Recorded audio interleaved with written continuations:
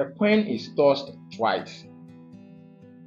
Write down the set of possible outcomes. Then what is the probability of obtaining exactly 2 heads, no head, at least 1 head, a head, and a tail? So this falls under compound probability. Therefore, with such a problem, what you need to do is to have a table where with the table we can have the first coin.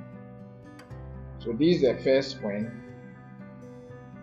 The first coin has a head and a tail. Then we can have the second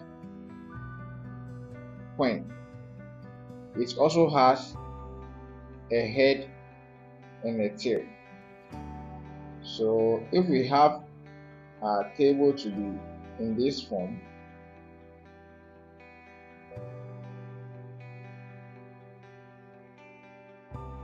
then we can have this as our sample space, where if the first coin brings head and the second coin brings head, we should be having head, head. If the first coin brings tail and the second coin brings head, we'll be having head, tail. If the first coin brings head and the second coin brings tail, we'll be having head, tail. And if this one brings tail, this one also brings tail, we should be having tail, tail. So that sends us to I. The possible outcomes.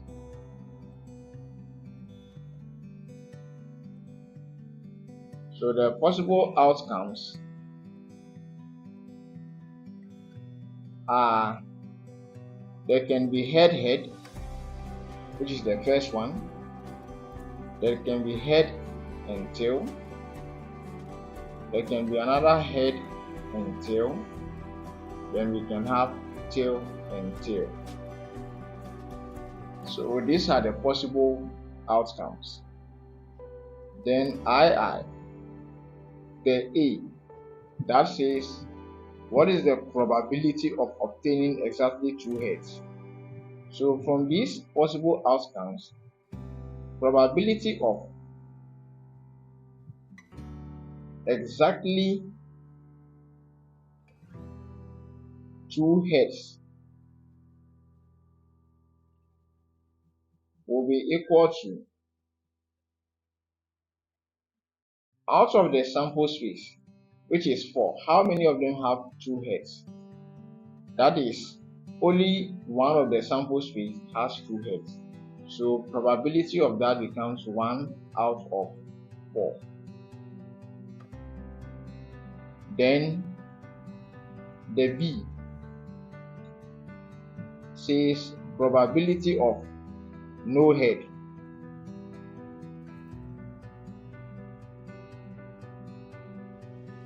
There is a head, there is a head, there is a head. This one has no head. So it is only one of the sample space that has no head. Therefore, probability of no head becomes 1 out of 4.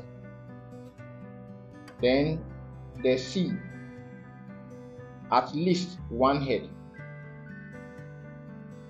At least 1 head means it should be 1 head or more. At least, if not at all, 1 head, meaning it should be 1 head or more. So probability of at least